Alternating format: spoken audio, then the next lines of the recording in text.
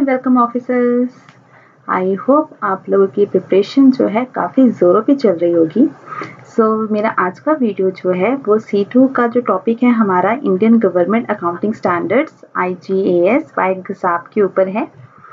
तो चलिए शुरू करते हैं।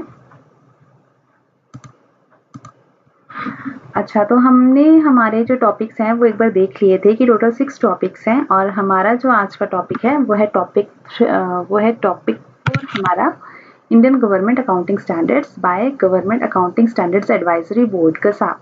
ठीक है, तो पहले हम ये देखते हैं कि गवर्नमेंट अकाउंटिंग होती क्या चीज़ है।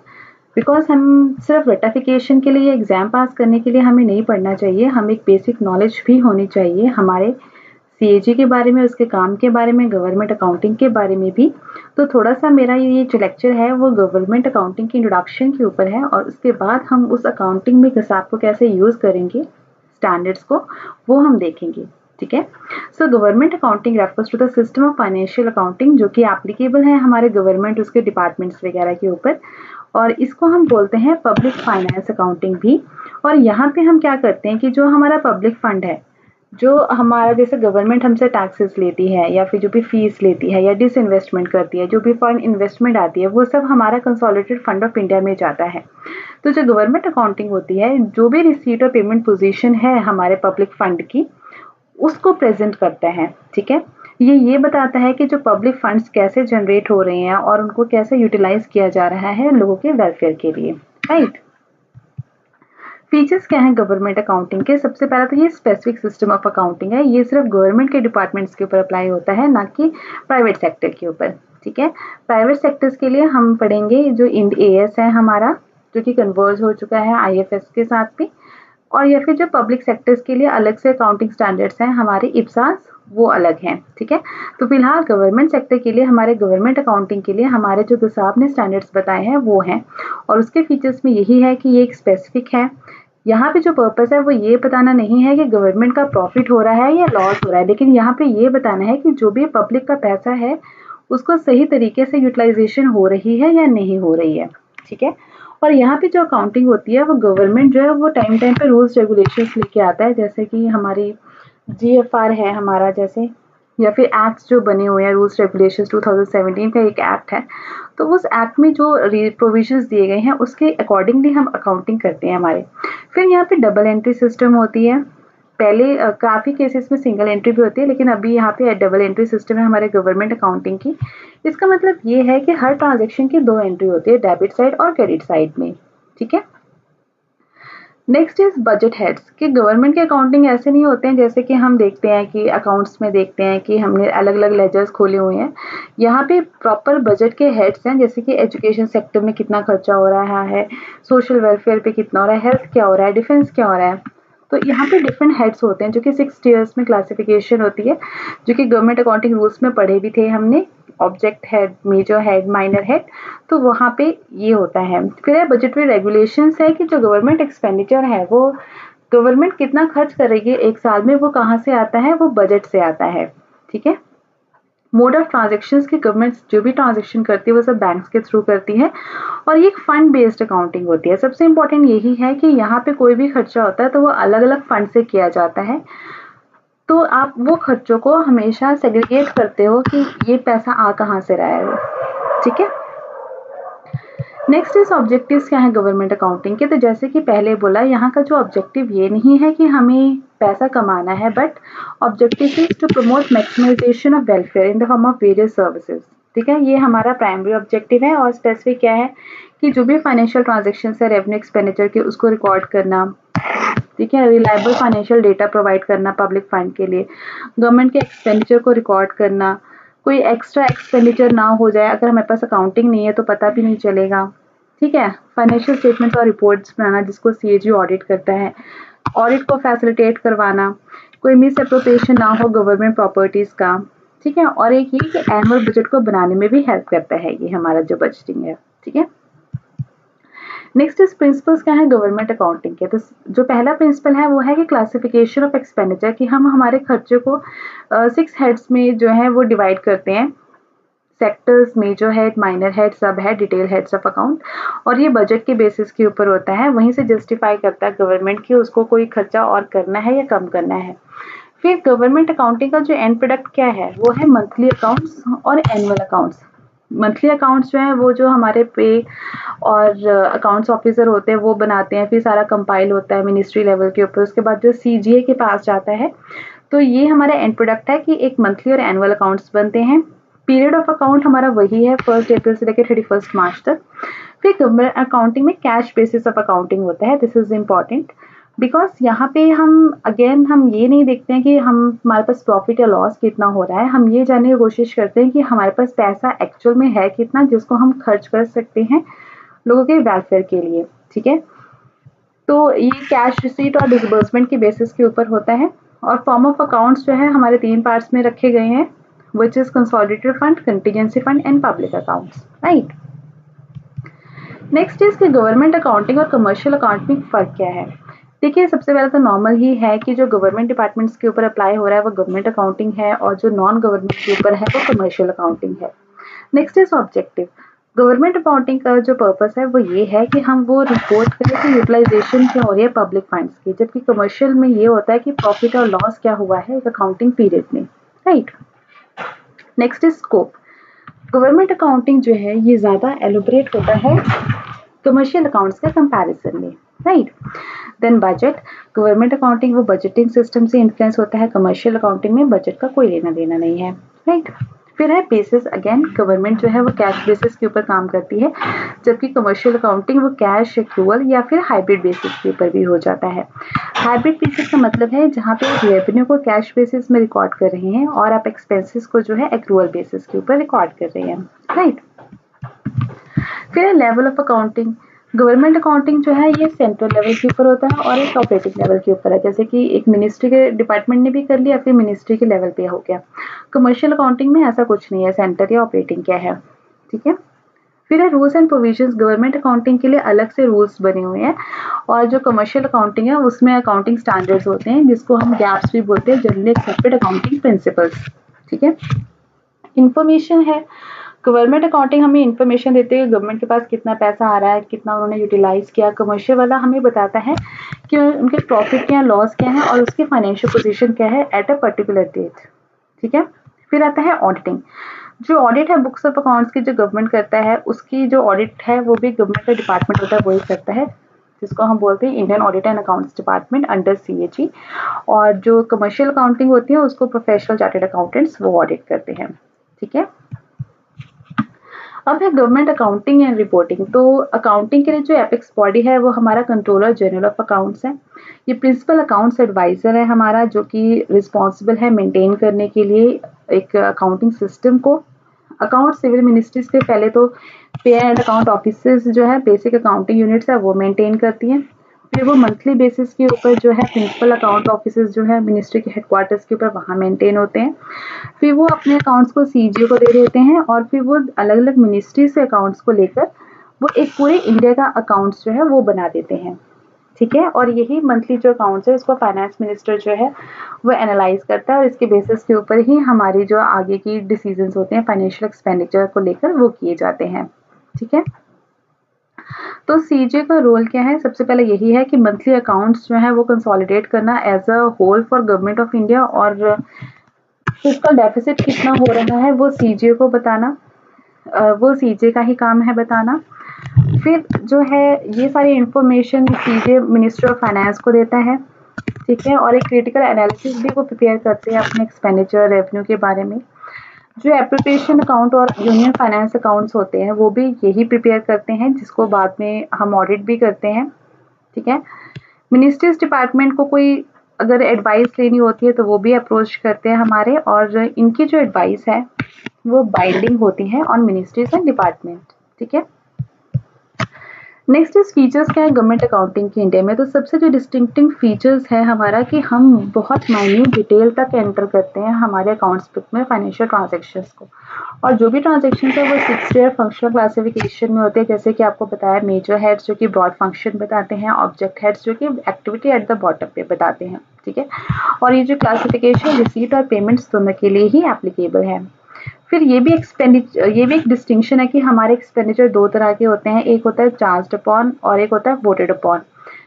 ठीक है, चार्ज्ड अपॉन ऑफ जो कंसोलिडेटेड फंड में होता है, इसमें सिर्फ डिस्कशन होती है खर्चों को लेकर, इसमें कोई वोटिंग नहीं होती है, जैसे कि प्रेसिडेंट की सैलरी है या सीएजी की सैलरी है।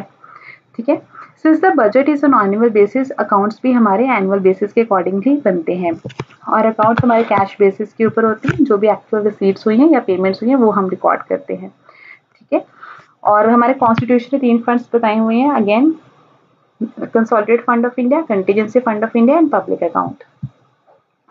जो कंसोलिडेटेड फंड ऑफ इंडिया है ये हमारा आर्टिकल 266(1) के अंडर में है। इसमें यह है कि गवर्नमेंट की जितनी भी रेवेन्यूज अर्न हो रही है ना, वो सभी इसी खाते में जाती है और जो भी हमारे मेजर खर्चे होते हैं वो भी इसी अकाउंट से होते हैं।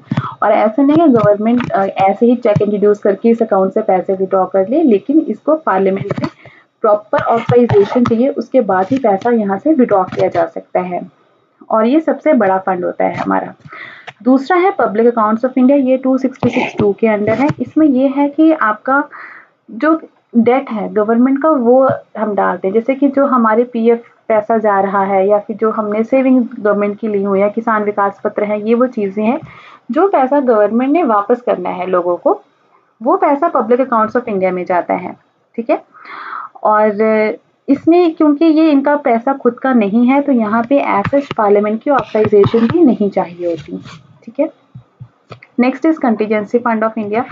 ये फंड ऑफ इंडिया जो है कॉन्स्टिट्यूशन में नहीं प्रोवाइडेड है, लेकिन इसमें कॉन्स्टिट्यूशन ने पावर दिया गवर्नमेंट को कि वो ये फंड को क्रिएट कर सकती हैं अगर उन्हें लगता है तो 267 के अंदर गवर्नमेंट ऑफ इंडिया ने ये फंड को क्रिएट किया है और इस फंड को प्रेसिडेंट के बिहाफ के ऊपर जो सेक्रेटरी है हमारा फाइनेंस मिनिस्ट्री का, वो जो है वो मैनेज करता है। इसका जो कॉर्पस है 500 करोड़ का है, जिसका मतलब ये है कि आप इसमें से कोई भी अगर इमरजेंसी सिचुएशन आ जाती है तो आप यहाँ से पैसा विड्रॉ कर सकते हो। ठीक है, और यहाँ पे पार्लियामेंट के अगेन ऑथराइजेशन की ज़रूरत नहीं है, लेकिन आपने खर्चा करने के बाद आपको पार्लियामेंट में बताना पड़ेगा रीजंस कि आपने क्यों खर्चा किया यहाँ से। ठीक है, और ये जो फंड है ये इंटरेस्ट अकाउंट के तौर पे काम करता है। इंटरेस्ट का अकाउंट का मतलब होता है कि आपने एक बार पैसा विड्रॉ किया है तो आप उसको दोबारा से रिप्लेनिश करोगे। ठीक है, तो हर वक्त इसमें आफ्टर इमरजेंसी इज ओवर इसमें 500 करोड़ रहने मैंडेटरी है हमारे। ठीक है, next is review of accounts of government companies. अच्छा, ये तो एक था गवर्नमेंट एज अ होल हमने देखा। अब है गवर्नमेंट कंपनीज के लिए क्या प्रोविजंस हैं। तो जो गवर्नमेंट कंपनीज के अकाउंट्स हैं वो वैसे तो उनके कंपनी के अकाउंटेंट्स ही बनाएंगे, लेकिन उसका जो ऑडिट कौन करता है वो सीएजी करवाता है अंडर सेक्शन 143। ठीक है, तो 140 इसमें क्या है कि जो सीएजी है वही अपॉइंट करेगा जो स्टैट्यूटरी ऑडिटर्स होते हैं गवर्नमेंट कंपनी के, और उसके अलावा ये खुद से स्टैट्यूटरी या टेस्ट ऑडिट्स भी कर सकते हैं और जो स्टैट्यूटरी ऑडिटर ने ऑडिट किया है उसके ऊपर भी कमेंट भी किया जा सकता है। ठीक है, और सीएजी ठीक है इसमें यही है। अब हम देखते हैं गसाब, जो कि है हमारा government accounting standards advisory board. इसकी फुल फॉर्म आप कर लेना बिकॉज एमसीक्यू में एज इट इज पूछ लेते हैं कि इसकी फुल फॉर्म क्या है। ठीक है, और इसको क्रिएट किसने किया है, इसको क्रिएट किया है सीएजी ने। ठीक है, आर्टिकल 150 के अंडर इसको क्रिएट किया गया है और इसको क्रिएट किया गया है 12 अगस्त 2002 में। ठीक है, और ये एक नोडल एडवाइजरी बॉडी है जिसका मेन पर्पस क्या है कि जो गवर्नमेंट अपने अकाउंट्स कैश बेसिस के ऊपर बना रही है उसको इम्प्रूव किया जा सके। और इसको हेड कौन करता है, जो डेप्यूटी सीएजी है गवर्नमेंट अकाउंट्स का, वो चेयरपर्सन होता है इस बोर्ड का। ठीक है, मिशन यही है हमारा कि ये जो है इंडियन गवर्नमेंट अकाउंटिंग स्टैंडर्ड्स बनाएंगे for cash system of accounting. एक और है यहाँ पे IGFRS, जो कि है Indian government financial reporting standards, ये एक्रूअल सिस्टम ऑफ अकाउंटिंग के लिए है। ठीक है, तो जहाँ पे हमारा कैश सिस्टम अप्लाई कर रही है गवर्नमेंट वहाँ पे वो गसाब के IGAS यूज करेंगे, और जहाँ पे एक्रूअल सिस्टम वो कर रहे हैं तो वहाँ पे IGFRS करेंगे। तो हमारे जो सिलेबस में है वो सिर्फ IGAS है, राइट। अब बोर्ड की रिस्पॉन्सिबिलिटी क्या है, यही है कि इम्प्रूव करना स्टैंडर्ड्स ऑफ गवर्नमेंट अकाउंटिंग को। ठीक है, फॉर्मुलेट और प्रपोज करना स्टैंडर्ड्स को ताकि यूजफुलनेस जो है फाइनेंशियल रिपोर्ट्स की वो बढ़ सके, जो चेंजेस आ रहे हैं गवर्नमेंट एनवायरनमेंट में वो उसको अकोमोडेट कर सके। ठीक है, गाइडेंस प्रोवाइड कर सके स्टैंडर्ड्स को कैसे अप्लाई करना है, आपके एरियाज ऑफ अकाउंटिंग क्या होंगी, और एक जो कॉमन अंडरस्टैंडिंग है वो बढ़ाना है। ठीक है, अब हम देखते हैं आईजीएस। जैसे कि हमने आईजीएस बोला, इसको गसाब बनाती है for cash system of accounting, और ये तब से मैंडेटरी हो जाएगी जब फाइनेंस मिनिस्ट्री अपनी नोटिफिकेशन जो है वो दे देगी। ठीक है, तो अच्छा, ये हमने देख लिया। ये चीज़ ज़रूर याद रखना कि कैश सिस्टम ऑफ अकाउंटिंग के लिए ही हमारे आईजीएस जो है वो अप्लाई होते हैं। और देयर आर 3 आईजीएस जो कि इंडियन गवर्नमेंट ने जो है जो कि हिसाब ने फॉर्मुलेट किए थे और फाइनेंस मिनिस्टर ने नोटिफाई भी कर दिया है। ठीक है, फर्स्ट इज गारंटीज जो गवर्नमेंट देती है उसका डिस्क्लोजर रिक्वायरमेंट कैसा होगा। दूसरा है ग्रांट्स एंड एड जो गवर्नमेंट देती है वो कैसे डील किया जाएगा। तीसरा है लोन्स और एडवांसेस। ठीक है, और जो दूसरे 3 गसाब्स है वो है जिनको बोर्ड ने तो अप्रूव कर दिया है लेकिन अभी तक मिनिस्ट्री ने उसको अप्रूवल नहीं दिया है। ठीक है, तो एक है फॉरेन करेंसी ट्रांजैक्शन के लिए, दूसरा है गवर्नमेंट इन्वेस्टमेंट के लिए, और तीसरा है public debt and other liabilities of government. Right, अब हमारा जो फर्स्ट है वो है गारंटीज गिवन बाय गवर्नमेंट, उसको डिस्क्लोजर कैसे होगा। तो बेसिकली क्या होता है कि गवर्नमेंट, यूनियन गवर्नमेंट या स्टेट गवर्नमेंट जो है कभी भी अगर लोन लेती है तो जो लोन देने वाला है उसको गारंटी चाहिए कि आप ये पैसा वापस कर सकते हो या नहीं कर सकते हो। तो ये क्या करते हैं कि जो सेंटर है वो कंसोलिडेटेड फंड ऑफ इंडिया के बेसिस के ऊपर गारंटी लेता है कि हमारा फंड इतना बड़ा है तो आप हमें इतना लोन दे दीजिए, अगर हम वो नहीं चुका पाएंगे तो हम हमारे फंड से आपको दे देंगे। ठीक है, तो ये जो पावर है ये मिली हुई है सेंटर को 292 आर्टिकल के अंडर और स्टेट को 293 के अंडर। ठीक है, और ये यूनियन गवर्नमेंट गारंटीज कब देती है, जैसे कि कोई इंटरेस्ट पे करना है, बोरिंग कर लिया आपने, शेयर कैपिटल है वो आपने वापस करना है, एनुअल डिविडेंड देना है, या फिर जो यूनियन गवर्नमेंट है वो आरबीआई को भी गारंटी देती है कि हम पैसा वापस कर देंगे, तो वो। ठीक है, ऑब्जेक्टिव क्या है, ऑब्जेक्टिव बेसिकली इसका यही है कि अगर कहीं भी गारंटी हुई है तो उसको डिस्क्लोजर नॉर्म्स को स्पेसिफाई करना फाइनेंशियल स्टेटमेंट्स के अंदर। ठीक है, स्कोप क्या है, ये जो स्कोप है ये बेसिकली यही है कि प्रेजेंटेशन कैसी होगी फाइनेंशियल स्टेटमेंट्स में जहाँ पे गारंटीज दी हुई है। अब गारंटीज में ऐसे आपका खर्चा कहीं नहीं हुआ है। ठीक है, आपने सिर्फ गारंटी दी है, जो आपने बेसिकली आपने लोन लिया है या फिर कुछ आप पैसा देना वाले हैं फ्यूचर पे, तो आपने गारंटी ले रखी है। सो अब जब तक आप उसको डिस्क्लोज नहीं करोगे अपने अकाउंट्स में, कैसे पता चलेगा पब्लिक को कि हाँ कि गवर्नमेंट के ऊपर इतनी लायबिलिटी क्रिएटेड है फ्यूचर में जो कि अराइज हो सकती है। ठीक है, तो गारंटी का सिर्फ डिस्क्लोजर के बारे में बात हुई है कि उसको फाइनेंशियल स्टेटमेंट्स में कैसे दिखाना है। राइट, तो कैसे दिखाना है, फिर आपको उसमें दिखाना पड़ेगा कि जो भी मैक्सिमम अमाउंट ऑफ है जो भी गवर्नमेंट ने गारंटीज दी हैं और आउटस्टैंडिंग कितनी थी, स्टार्टिंग में कितनी थी हमारी। ठीक है, कितनी गारंटीज इन्वोक हुई हैं या फिर डिस्चार्ज या नहीं डिस्चार्ज हुई है, और कोई भी आपने कमीशन भी लिया हो गारंटी देने का या फिर फीस भी लिया हो तो वो आपको डिस्क्लोज करना पड़ेगा। और इसका जो इफेक्टिव डेट है हमारा वो है 1/4/2010। ठीक है, नेक्स्ट है हमारा IGAS 2 जो कि accounting and classification of grants in aid है। तो ग्रांट्स इन एड का सबसे पहले मतलब क्या होता है वो देखते हैं। ये वो पेमेंट है जो कि आप कर रहे हो ताकि किसी को हेल्प कर सको, आप डोनेट कर रहे हो, कोई कंट्रीब्यूशन कर रहा है, एक गवर्नमेंट किसी दूसरे गवर्नमेंट को, किसी इंस्टीट्यूशन को, इंडिविजुअल्स को। ठीक है, आपने किसी स्पेसिफाइड पर्पस के लिए ग्रांट्स दे दिया, जैसे कि आपने लैंड ग्रांट दे दी कि उसके ऊपर हॉस्पिटल बन जाए, तो ऐसी चीज़ें। फिर ये जो ग्रांट है कैश या काइंड दोनों में दी जा सकती हैं, और ये आपका कैपिटल एक्सपेंडिचर को मीट करने के लिए भी हो सकता है या फिर ऑपरेटिंग एक्सपेंसेस के लिए भी। ठीक है, जब ग्रांट्स को रिलीज करता है, अब नॉर्मली ये देखा गया है जैसे फाइनेंस कमीशन होता है उसकी जो रिपोर्ट होती है तो उसमें ग्रांट्स रेट का एक ऑप्शन होता है आर्टिकल 275 के अंदर। जो फाइनेंस कमीशन है वो रिकमेंड करता है कि सेंटर को कितनी ग्रांट देनी है स्टेट्स को किसी स्पेसिफिक पर्पस के लिए, और स्टेट्स जो है उनको कितनी आगे ग्रांट देनी चाहिए लोकल गवर्नमेंट को परफॉर्मेंस के बेसिस के ऊपर या कैसे भी। ठीक है, तो हमारे ये जो दो आर्टिकल्स हैं वो आप याद कर लेना कि 275 एंड 282 जो है ये रिलेट करते हैं हमारे ग्रांट्स इन एड्स के साथ में। ठीक है, अब इस स्टैंडर्ड का ऑब्जेक्टिव क्या है, सबसे पहला तो यही है कि जो ग्रांट्स इन एड है ऐसे ही नहीं है कि आपने क्या किसी भी बेसिस के ऊपर दे दिया, बट वो बताएगा कि प्रिंसिपल्स क्या है अकाउंटिंग के उसको रिकॉर्ड करने के लिए और अपने ग्रांट्स को क्लासीफाई कैसे करना है अपने फाइनेंशियल स्टेटमेंट में एज अ गारंटर और एज अ गारंटी दोनों। अगर आप पैसा दे रहे हो और जो पैसा ले रहा है वो दोनों कैसे रिकॉर्ड करेगा? जैसे सेंटर ने स्टेट को पैसा दिया तो सेंटर अपने अकाउंट्स में कैसे उसको शो करेगा और स्टेट अपने अकाउंट में कैसे शो करेगा, ठीक है। और अगर कोई प्रॉब्लम आ रही है तो आपने उसके प्रैक्टिकल सॉल्यूशंस भी बताना, ठीक है। तो इसका स्कोप यही है कि यूनियन और स्टेट दोनों के ऊपर अप्लाई होता है, ठीक है। दिस स्टैंडर्ड इनकम्पासेस, इसमें पास थ्रू ग्रांट्स भी होते हैं। कई केसेस में अगर जो यूनियन है वो स्टेट गवर्नमेंट को पैसा ना देने की बजाय लोकल गवर्नमेंट को पैसा दे देता है, तो right. Next is recognition. Grants in aid को आपने जो कैश में है वो कब रिकॉग्नाइज करना है? जैसे ही कैश जो है डिसबर्स हो जाएगा उस टाइम के ऊपर, ठीक है। आपके केस में जब आपने कैश दे दिया तब, और गारंटी के केस में जब उनको कैश मिल गया तब, ठीक है।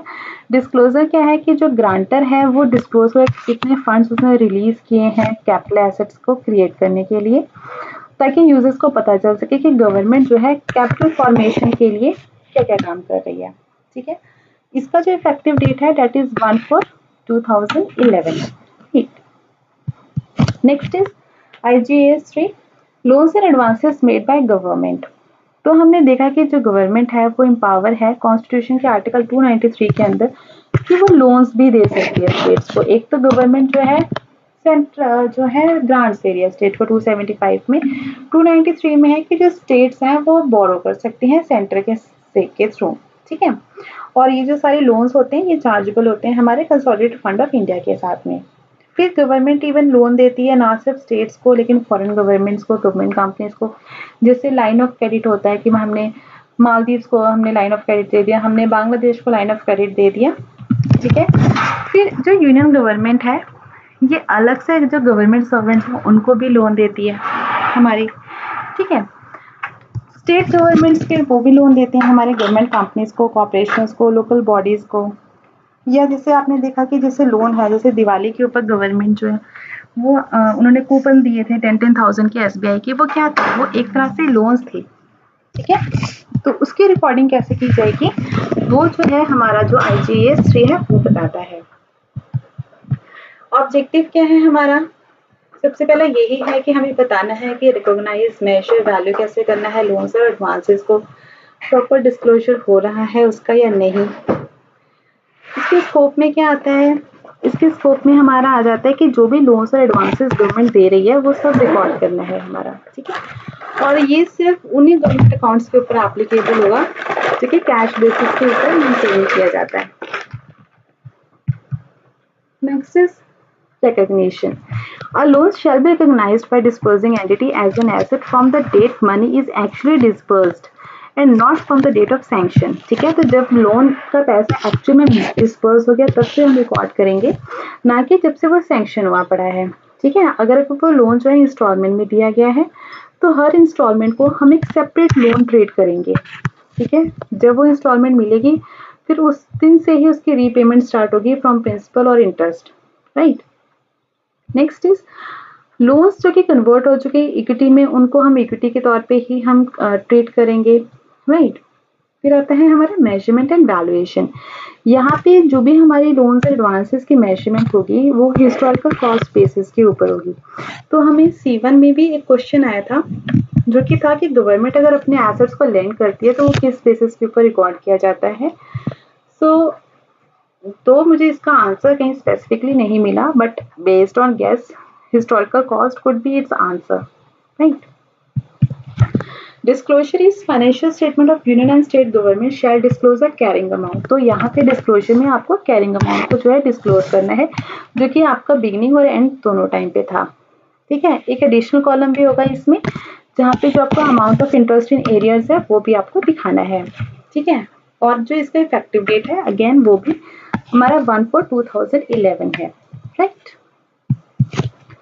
अब वो जो 3 स्टैंडर्ड्स थे वो गसाब ने रेकमेंड किए और फाइनेंस मिनिस्ट्री ने नोटिफाई भी कर दिए।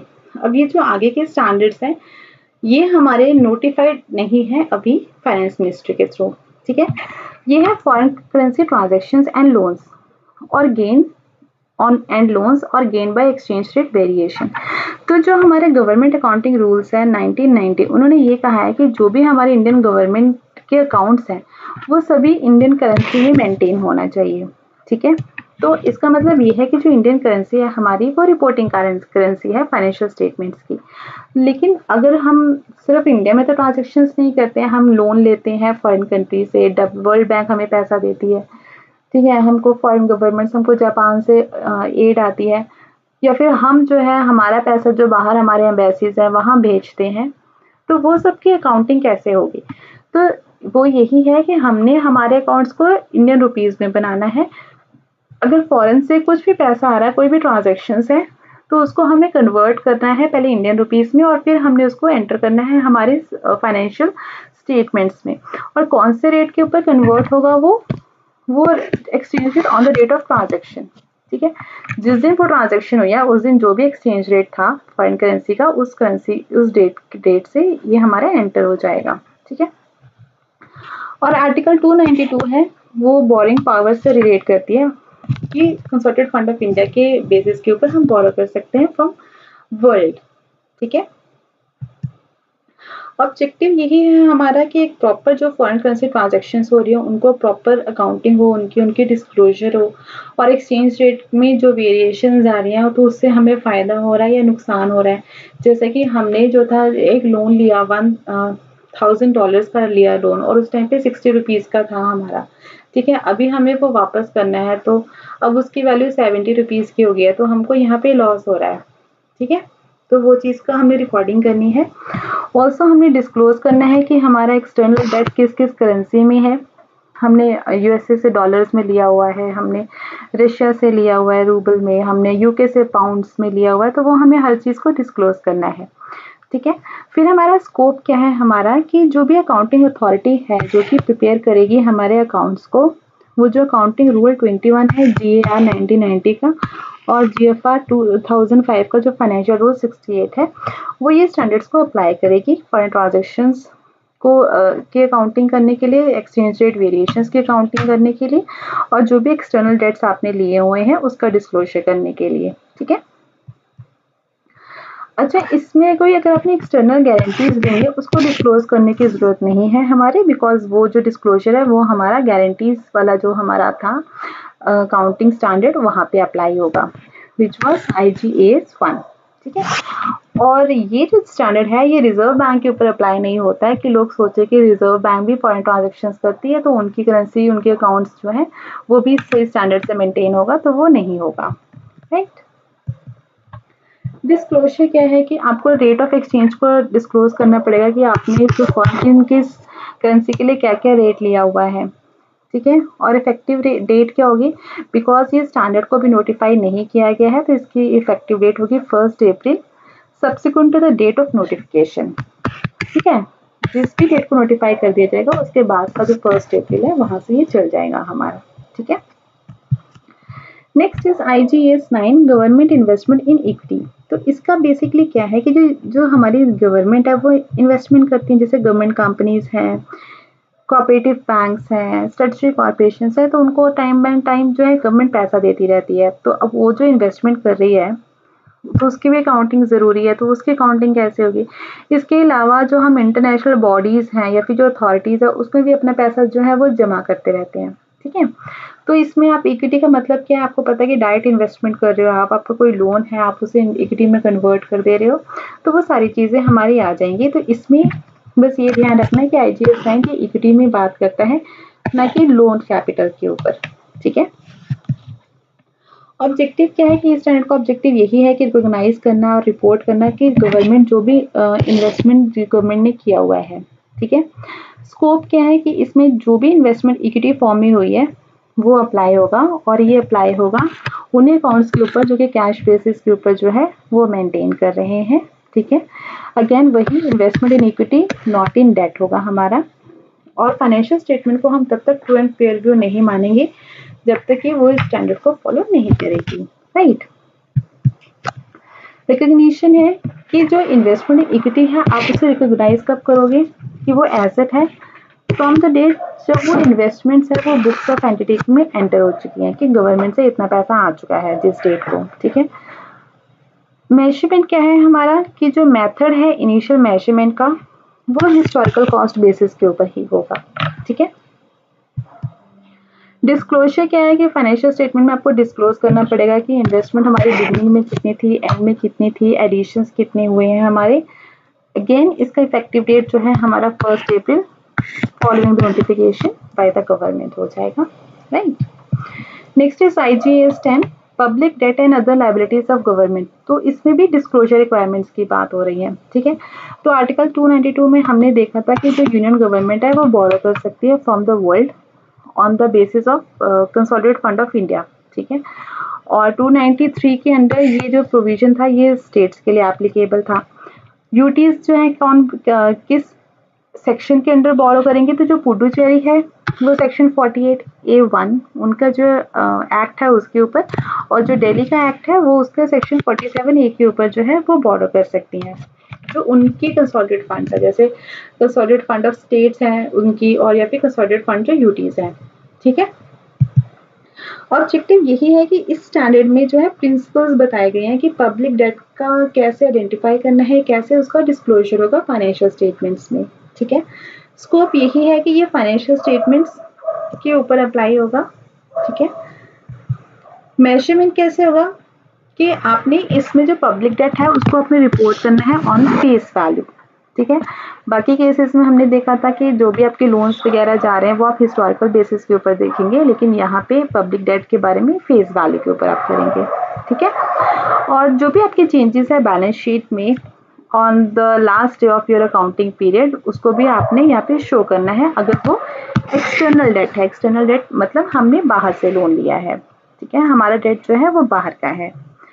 डिस्क्लोजर्स में आपने यही दिखाने हैं कि आपके इंटरनल डेट को ओपनिंग बैलेंस एडिशन क्लोजिंग क्या था, एक्सटर्नल डेट के केस में आपका ओपनिंग क्लोजिंग एडिशंस क्या थे, या फिर कुछ भी आपकी ऑब्लिगेशंस है उसका भी हमने ऐसे ही बताना है, ठीक है। अगेन इसकी इफेक्टिव डेट नोटिफिकेशन की 1 अप्रैल से स्टार्ट हो जाएगा, ठीक है। और फाइनेंशियल स्टेटमेंट यूनियन गवर्नमेंट के वो यही सारी चीज़ें डिस्क्लोज करेंगी डेट की, ठीक है। ये तो अगर आपको पढ़ना तो आप इंफॉर्मेशन के लिए पढ़ सकते हैं, ठीक है। तो फ्रेंड्स ये था हमारा एक holistic lecture on accounting standards provided by GASAP, as well as how government accounting is done and what actually is government accounting. I hope आपको मेरा लेक्चर अच्छा लगा हो। अगर आपको इसमें और क्लैरिफिकेशन चाहिए तो आप प्लीज़ कमेंट कीजिए कमेंट बॉक्स में। इसके साथ ही मेरा लेक्चर आपको अच्छा लगा हो तो प्लीज़ आप लाइक कीजिए, शेयर कीजिए और सब्सक्राइब कीजिए मेरे चैनल को, so that we can spread the knowledge in the world. Till then, take care. All the best for your exams. Thank you.